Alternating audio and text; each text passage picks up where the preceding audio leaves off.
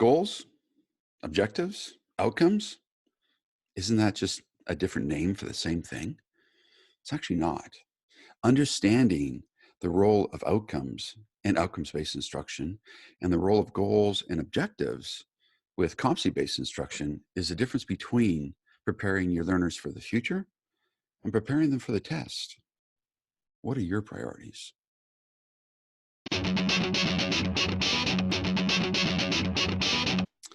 Welcome to another session of Learner's Mindset Discussion. I'm Dr. Dwayne Hrapnick, and my esteemed colleague is Dr. Talissa Thibodeau. Today, we're going to be exploring the idea or the notion or the differences between outcomes-based education and competency-based education. Right now, competency-based education is a hot topic. We hear about it in the news. There's a lot of institutions that are going down that route. And there are some people who are also talking about outcomes-based education. There are also a lot of people who mix the two ideas together, and it really can cause for some challenges. So we're going to be exploring those ideas and really clarifying what the difference is and where one methodology works better than another and what happens if you make those mistakes. So what are your thoughts before we jump into the core of this idea? Yeah, I definitely see where, you have quality matters and some of those rubrics, especially in higher education, that kind of lean toward, the competency-based model. And I think in our program in particular, this is an important topic to discuss because we do run a little bit differently, actually a lot differently than a competency-based model. And I would like to kind of have this conversation so other folks can see that difference too. And that might help them kind of pick the pieces and put them together in terms of what we're trying to do and discussions we have when it relates to a learner's mindset in our discussions. Well, I think before we get going, it might be worthwhile for me to sort of outline and just roughly define what competency-based education is and then what outcomes-based education is. And one of the key things that we need to do is identify the terms, and I think the terminology is where we run into difficulty. So competency-based education focuses on establishing goals that you're working towards, and those goals are usually knowledge-based, skill-based, and they're usually quite small, and they're very, very measurable. And you usually have a person working towards that particular goal, and there's objectives that they have. There's usually 3 or 4 or 5 objectives that would lead to a goal. And you do each objective, and then you're often tested on each stage. So when you're developing skills or abilities, you do the skill, you're tested on it. You do a skill, you're tested on it.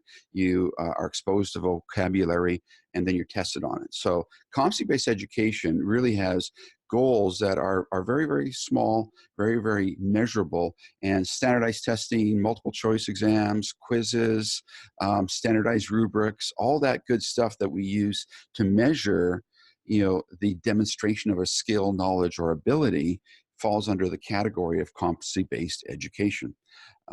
It is teacher-controlled, and it is definitely not student-centered. It's very, very popular in polytechs or trades training programs, vocational programs. It's also widely used in higher ed, in introductory courses. A lot of your 100, 200 level courses in universities have a significant competency-based component because the students are being exposed to the language, the thesaurus, the terminology, the main ideas, and then they have exams on those ideas. And even when they write an essay, quite often those essays that they write are information-based, and they're really just showing that they have actually taken in the information, and they're able to identify and organize it and give it back to the instructor. So that's competency-based education. Occasionally, the notion of the outcomes-based education gets mixed in, but let me clarify outcomes-based education. And the term outcome really is the key here. And with outcomes-based education is you're designing instruction or designing a learning environment where there's an authentic, real world outcome that you're working towards. So the learner is creating something, they're building something. So in our digital learning and leading program, it's an outcomes-based program. I almost said competency, caught myself. It's an outcomes-based program where the learner creates an innovation plan that they then are going to be implementing. It's an outcome that they're doing outside of the program or in conjunction to the program. It's something that they are actually building, creating, and demonstrating, to their organization. They've got a specific audience. There's the opportunity for them to have choice, ownership, and voice, authentic learning opportunities, all those things. So the outcome is very, very different. And so these are the two differences. Have I missed anything? Perhaps you can just clarify, because sometimes another perspective will help the listener to make sure that we're on the right track. Yeah, when I think of outcomes-based education, I think that when you shift that focus to authentic learning experiences, then it really kind of takes care of some of those competency-based things. It's like the best of both worlds. So here's the authentic learning experience, and they're applying their learning, such as maybe, blended learning, and they're looking at changing the shift in culture of teaching and learning and what they're looking to do. But all of the standards and the competencies and the knowledge and skills kind of support that authentic learning experience here. So I almost look at it where they're connected, but the outcomes-based learning gives them real, genuine learning opportunities to solve problems and make a difference in their worlds. And that is truly what I really wish we could move more into, especially even, you mentioned higher ed. I see this in elementary schools, where they develop curriculum mapping committees, and these committees come together and they design and then they align. Everyone has to be on the same page on the same day at the same time. And these are the standards we're going to cover. And there's really no application of those standards to the real world. And that's the piece I think we're missing and competency-based. And I'm not saying it's wrong. We need knowledge, we need skills, we need to know what those standards are to help us out as we move along, and teachers need that guide. But we need to shift that focus a little bit. And I know we have a video that goes over this, so changing focus part A and part B. So folks have questions or want to look more into that, definitely take a look at those videos on our YouTube channel as well.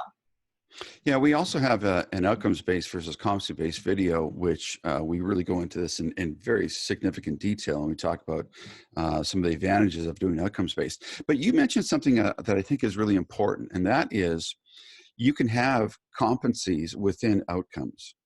Within an outcomes-based environment, in the sense that when a person is building a blended learning environment or a flipped classroom, which is the common terminology for it, well, they're probably going to have to learn how to work with the video equipment and to create their own videos. And so there's a certain amount of understanding, skill development, ability development that'll happen, but it happens within the context of creating that video for the flipped classroom, which is the outcome that they're working towards. So quite often you will have just-in-time competencies that a learner will engage on their own to satisfy the skill and ability that they need to get to that outcome. So outcomes-based learning provides that context where those competencies can fit. And I think it really can provide a wonderful opportunity for deep, rich, full learning. But there are some challenges with it. And I would say one of the biggest challenges is that you have to actually design a learning environment where you're looking at that big picture. And that's a challenge. But perhaps the biggest challenge is assessment. If everybody is working on their own project, so in the digital learning and leading program, every student has a unique innovation plan. Every student has a different audience. They have a different innovation plan. Now, there's some similarities. You'll have groups of students who are working on e-portfolios or maker spaces or STEM or one-to-one or mobile learning or online. So there's a bunch of categories that these innovation plans can fit into, but the needs and the audience and the requirements of those particular plans are unique to those learners' environment. And so each project is different. And it's difficult to scale a program up with large numbers where everybody is doing something different. So the advantage of competency-based education is, guess what? Standardized testing, the multiple choice exam, quizzes, it's great. You can automate it. You can put it on the computer. You don't have to mark it. Extremely time efficient because you can automate so many aspects of it because you're really looking at breaking down the competency to a goal and then a series of objectives. And you can test at any stage of the objective development or even the goal development through one of many standardized formats. You can also use standardized rubrics, the tool that a lot of students use instead of actually reading the assignment instructions. We've conditioned our students to look to a rubric because the rubric looks at what am I going to be measured on? What competency do I need to demonstrate? What is the goal? What is the objective that I need to reach in order to get that A? And so those rubrics really become the guide for the course, where the student simply looks at that competency and looks at what they need to satisfy, rather than taking a look at, well, what am I learning? What am I working towards? How am I going to make an impact on the world? How am I going to change my learning environment? So outcomes-based education really provides a much deeper, richer, fuller learning experience that can work very, very effectively. But it's tougher to measure, and that often gets in the way. What are your thoughts on that? I have a lot of thoughts on this, going all the way back to when you mentioned setting up that significant learning environment, and I think we need to go down that path also. Before we get there, I was thinking about Daniel Pink's drive, the surprising truth behind what motivates us. And he talks a bit about autonomy and mastery and purpose. And he says that, when you assign that grade or give that monetary gift, you're essentially taking away some of that intrinsic value to what the learner would have towards what they're doing. And he found, and he refers to research, and he talks a bit about different companies and how they, the 20% time, and how, a lot of Google and some of their greatest and best innovative ideas, Gmail came from that 20% time. My point there is we have to move in outcomes-based. We're looking at their critical thinking, their growth and development as a learner. Did they fail and fail forward? And that's part of the learning environment too. Their presentation, articulation of ideas, those types of things. Are they growing, learning? So how do we measure this? We really look at growing, learning, measuring. We measure that by growth, learning, and articulation, presenting their ideas. Did they make an impact? What did they learn through it? How did they learn from failures, mistakes? How did they learn to navigate the process? And that, again, kind of puts together the significant learning environment in which we model and do in the DLL program. So, to move people away, the competency-based model, the grades, the rubric, don't bother looking at the instructions. To move them away from that, they have to start focusing on investing in themselves as a learner and looking at innovation plans as opportunity for change and growth. Does that make sense? Lots of it definitely does. Now, I do want to qualify something as well, and I don't want us to sound like we're against competency-based education, because it has its place, it has its role. It serves a very specific purpose, and if you do it well, it can work exceptionally well, and there's nothing wrong with it. We happen to work with graduate students, and we work with you work with an honors college, and so you work with students at a higher level. We also do professional development, where we're looking at what people are creating in their learning environments. And so we're always looking at that outcome. So with the outcomes-based model, you are following a backward design methodology. You're looking at the softer skills, the value added, the notion of the critical and analytical thinking that is often difficult to measure. But these are the skills and abilities that the business world is arguing that we're not doing a good job in higher education of preparing or equipping our students with. A lot of people graduate from with an undergraduate degree, and there's a fair amount of research to show that they really aren't equipped to go out there and solve problems, because they might have spent 2 or 3 out of the 4 years really just doing competency-based education, where they're preparing to regurgitate information on an exam. And so quite often, in some of the, 4th year programs, some of the students would be exposed to this, but it's done so often within the context of a special project, and it becomes the exception as opposed to the rule.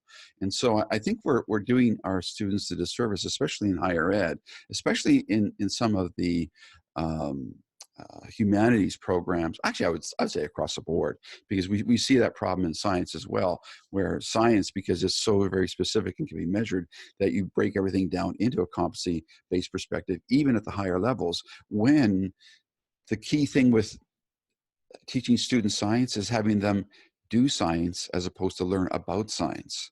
And there's a number of researchers who are making the argument that we are preparing a bunch of scientists and researchers who really don't know how to do science until they get into their doctoral studies, or they do their postdoc, where they're actually finally exposed to the real world of the scientific method.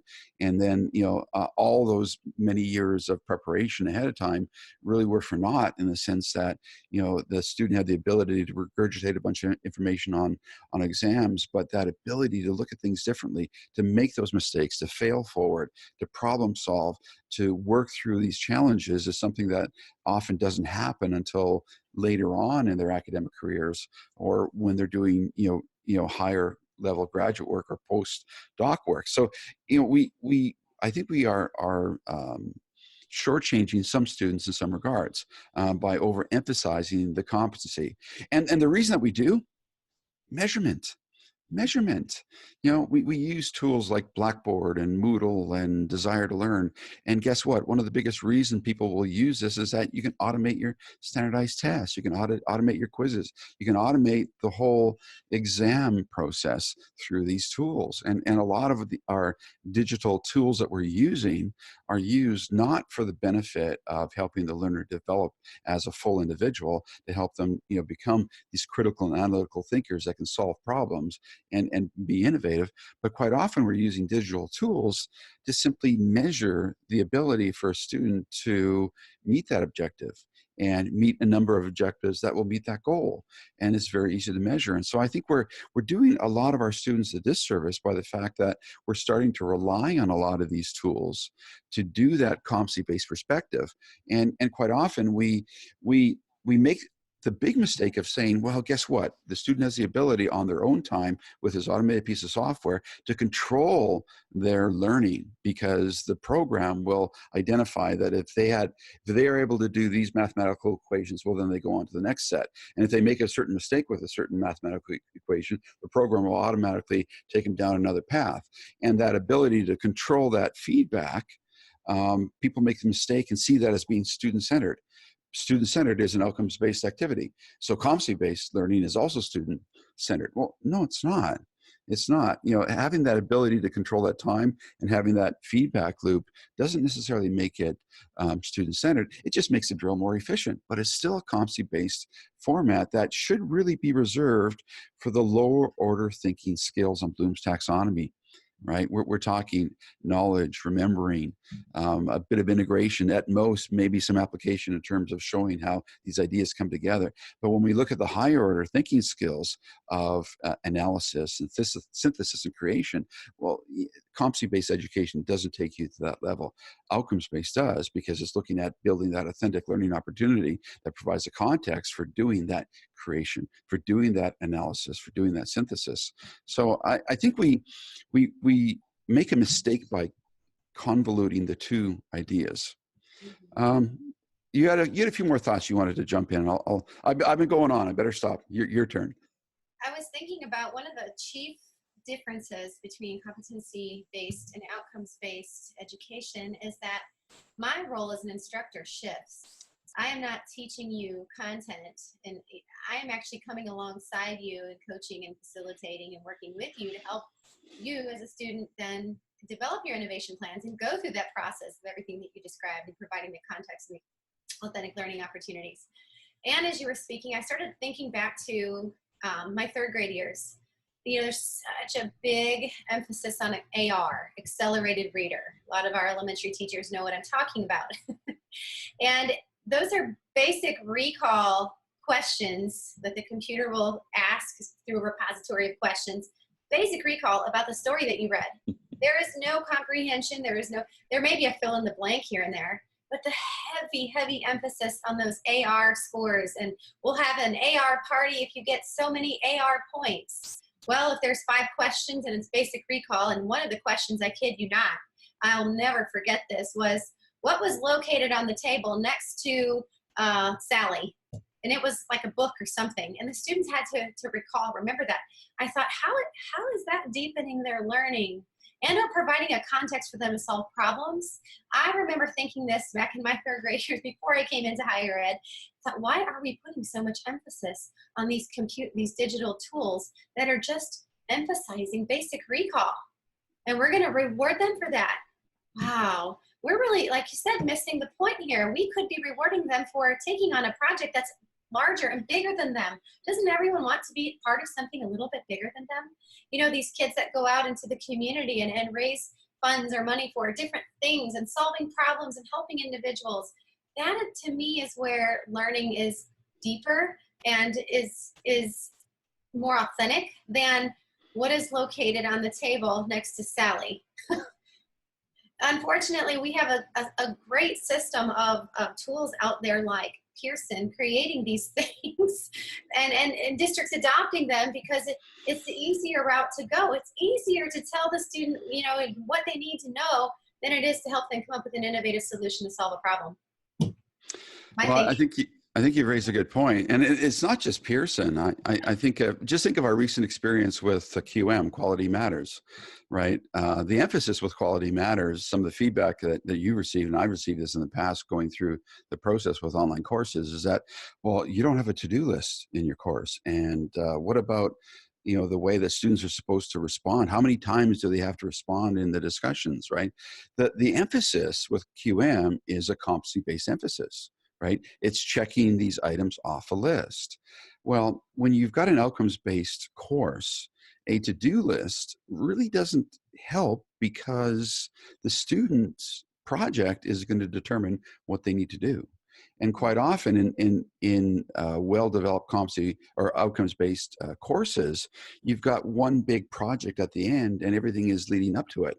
And the individual to-do list is, or the ability to build that to-do list is much more important to the learner than it is for you as the instructor to give it to the learner, because you don't know what their project is. So it's actually impossible to have a to-do list of what they need to do, other than, you know, you've got sort of general overview, but then all you're doing is repeating the outcomes of each of the modules. And so the to-do list becomes redundant. But quite often, a lot of these people who are doing this QM assessment are not educators, and they're just simply checking things off a list. And even if they are educators, unfortunately, a lot of our educators who don't really have a background in learning will just assume that these to-do lists and checklists and rubrics, standardized rubrics, is the way that we do it. And sometimes this conversation about the difference between competency-based education and outcomes-based education, well, it really is a moot point because it's the same thing. You can call it an outcome or you can call it a goal. It's the same thing. It's the exact same thing. You can interchange these terms. I think we do a disservice to our learners when we make those mistakes. And we also try to force our educators into these models, these competency-based models that are really designed for the lower order thinking skills and are really designed for really introductory and rudimentary type courses.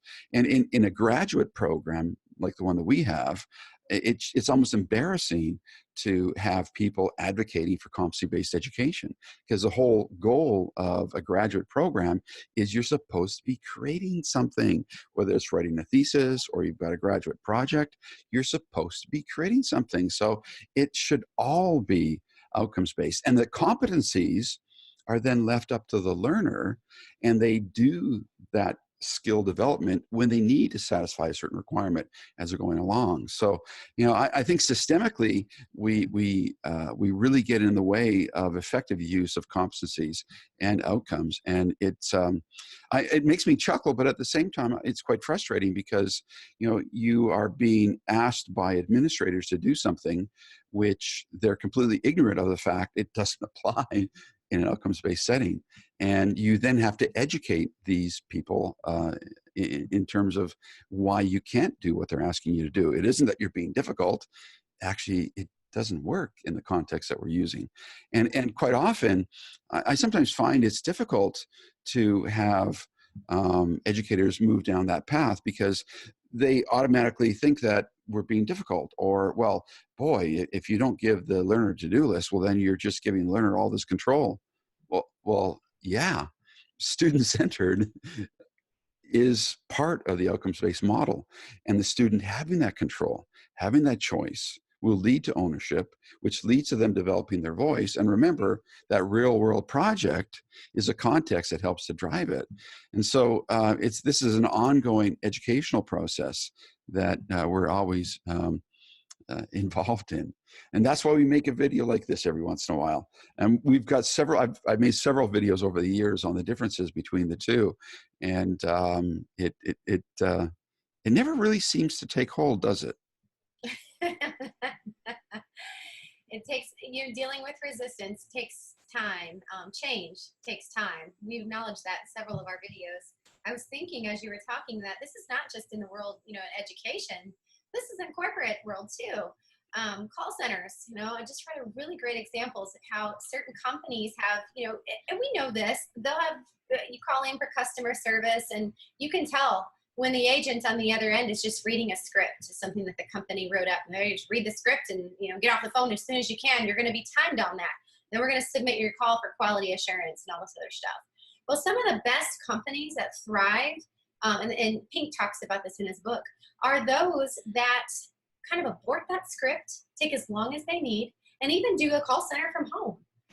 Customers are happy. The company starts to soar. This is customer service, really. And so, I'm thinking about this in terms of, what we're doing in terms of customer service.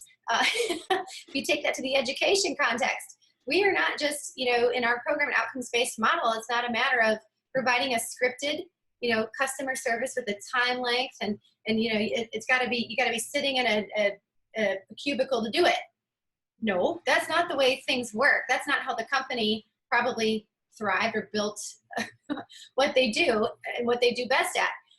It's different, abort that, think about things in a different way, a more innovative way, work from home, answer the calls and take as long as you need.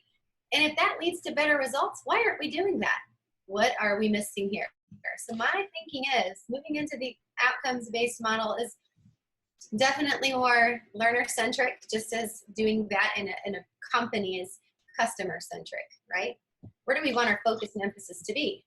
Yeah, you've raised some really important points, and this brings us to why this doesn't happen. And I would argue that, let's say in your corporate example, one of the biggest reasons is that managers would be afraid of losing control.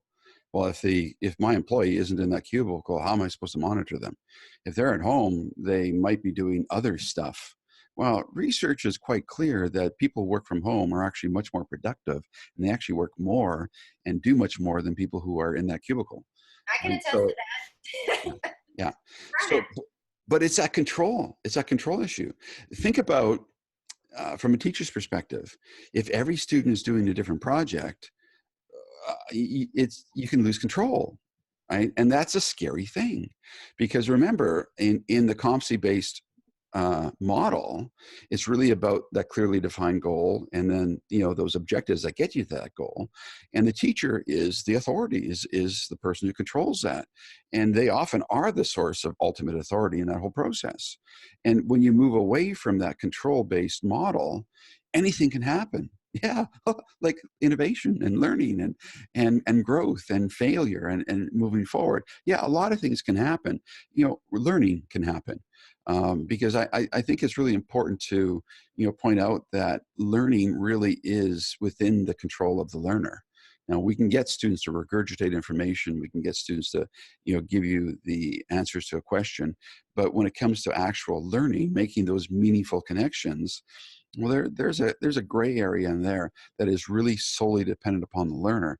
And I think the more responsibility that we give to the learner, and the more we get out of the way in terms of taking control, and the more we can come alongside a learner as a coach, as a guide, as a facilitator, as a mentor, I think it helps the learner to make those meaningful connections and then make that learning their own, which is what the business world, the corporate sector, is really looking for right now.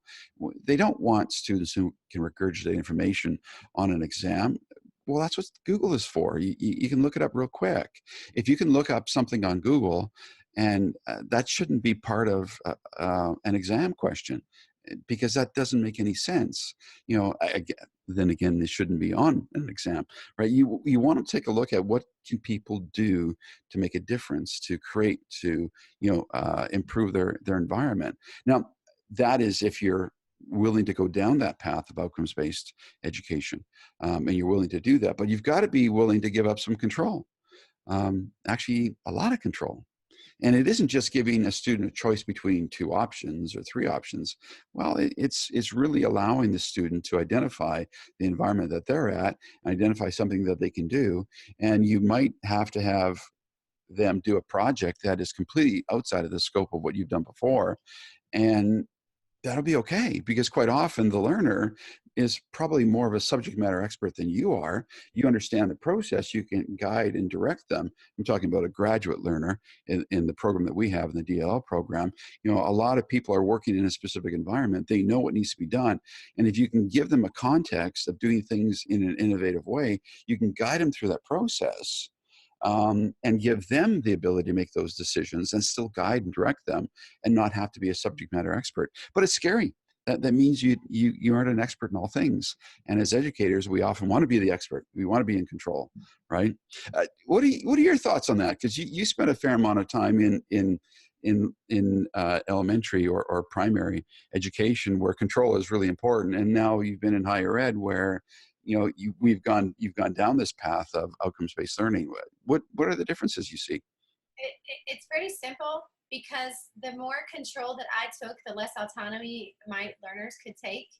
What I did, and this was the year I won a really big award in education in the state of Florida, one of the top awards in the state. And what I did was, and to me, it wasn't anything special. It was something I felt I should already be doing. I gave the kids kind of a blanket, and this was kindergarten, them a blanket assignment. It was a really, we're studying the next month the solar system. You can pick any planet, any aspect, anything in that solar system, and how you present it is up to you, and how you organize it and how you share it is up to you. These are kindergarten 5-year-olds. I would help them do a little research. Parents would help. We'd all come together, and they came up with incredible projects. And they became the expert, like you said, subject matter, and 5 years old, 6 years old. So one little boy I'll never forget, his name was Matthew. He did Mars. He brought in a tub of sand. This is what it would feel like on Mars. Of course, he had mixed it with a whole bunch of stuff, rocks and whatever else he had. But he was up there and he owned that presentation. 5 and 6 year old, you think they can't get up there and present? They sure can. They'll get up there and tell you everything they know, especially if it's something they're passionate about. Well, these kids enjoyed learning about the solar system, got them hyped up, got them excited, and then they would work on their project. He brought in an entire I had kids who brought in asteroid belts all over the huge poster board, and we actually took it and put it into a museum. So they went and did a space museum, took it to the next level, and took all their projects and shared them out. What it was an opportunity for them to have control, ownership over their own learning. They picked what they wanted to do, and then they shared that. And the conversations around that just sparked, and people were getting excited. Parents were getting excited. People from the business, the news came into my classroom and said, "What is she doing that's different than every other kindergarten in the district?" Really, it was just giving them the control. I didn't have to control all that. It was just setting the context and giving them some ideas and something they could look at and do. Then I came alongside them and asked questions and encouraged them. 5 and 6 year olds, they can do it. They can do it. Unfortunately, some of our standardization practices have kind of pulled away from that, and I think we need to get back to that. We need to stand together in education and really make the argument that authentic learning is where our kids really gain the competencies, knowledge, and skills that they can gain outside of what we define for them. Yeah, again, in the DLL program, we deal with a lot of different people at a lot of different levels, and probably one of the biggest pushbacks that I hear is in elementary education, right? Kindergarten, grade 1, 2, 3 teachers. A lot of folks focus on, well, there's rudimentary skills. There's, everything is about helping these kids develop these skills that we can assess and see where they're at and measure them and make sure that they're making the progress they need. And there's a significant pushback on using authentic learning opportunities because you've got all these standards that you have to meet. How do you fit that into a rubric? How does that fit within the state standard? How do you measure that? How did you measure those projects for those kids? Or do you need to measure those projects for the kids? Are those kids ever going to forget what they've learned? I would argue that they're probably not.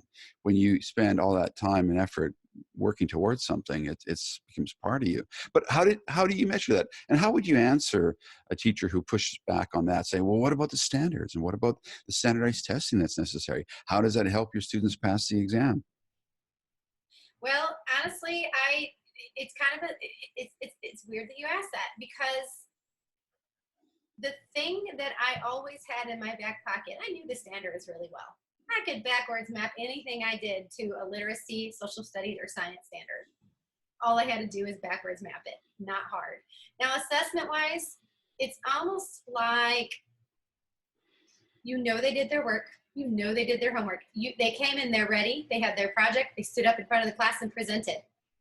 I mean, was there anything I really needed to get down to that minute detail that I had to mark? Nah, because when I knew they had crossed the line of, okay, I don't know a lot about this to becoming an expert, I knew that they knew what they needed to know. And then that's it. I mean, it wasn't a difficult thing to measure. And I can't recall the exact, I don't even know that I used a rubric.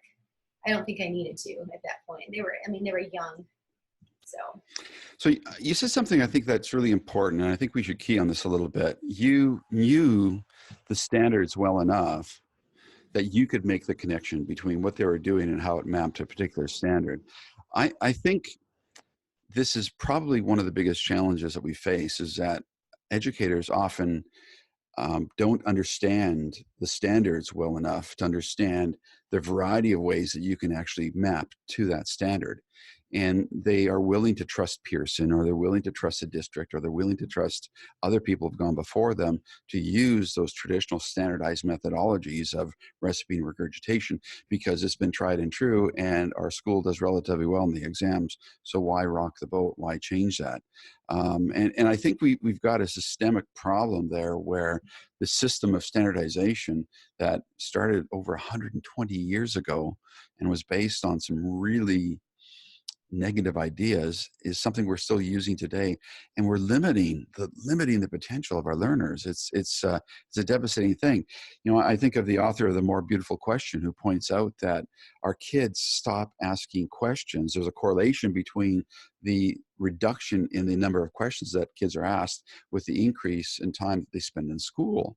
And guess what? You don't need to ask questions, because nobody's interested in you asking a question as a learner. Everybody's just interested in the answer you're going to give them on that standardized test. And yet asking questions is so fundamental to learning.